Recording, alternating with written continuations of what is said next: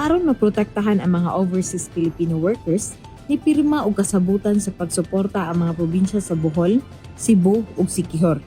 Ang Department of Migrant Workers maoy nangulo sa One Window Bayanihan Assistance Program. Nagkasabot ang mga LGU sa Central Visayas uban sa mga national agencies sa paghimo og mga lakang sa pagtabang sa mga OFWs, labi na sa mga grabe na apektuhan sa tensyon sa Middle East. Sama na lang sa TESDA nga mohimo og mga skills training alang sa mga OFW nga mopauli aron aduna sila'y kapanginambuhian. Ang TESDA as regional director, we really want atong mga OFWs nga mauli ron napiktahan sa gubat, and including their immediate families, we want them magka-train sila sa pwedeng ma-upskill sila, mag-retool, then whatever unsa lang gusto nga training nga i-avail namo may bayad. So we want to help them. Kung di na sila mong so pwede mag-employment sila din, magka-skills training sila namo, then pwede sila mag-negosyo po ilahan na on their own.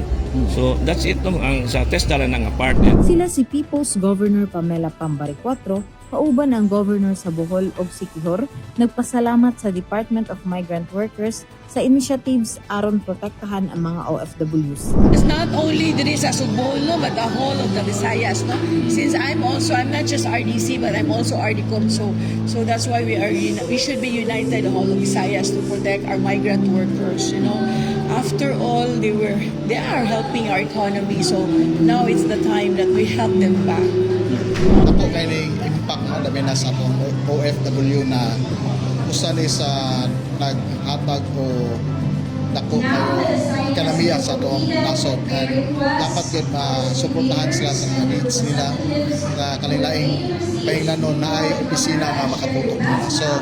So pasalamat na sa province of Bohol usapot sa maong hatagan o opportunity na matagan o opisina sama ni ilang atong gibuhahan karon. For us to digitalize, masayon na siya i-approach sa mga OFWs, especially with us, we are newly NIR region, so sometimes it's confusing.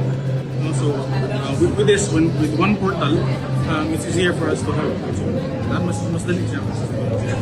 Pinaagi sa One Window Bayanihan Assistance Program, paspas unya ang pagtubag sa mga concern sa mga OFWs ug walay OFWs nga mabiyaan kung kinahanglan. Ako si Ana Comiso sa bagong liderato manginlabot, magpakabana tungod kay ato ang Subo.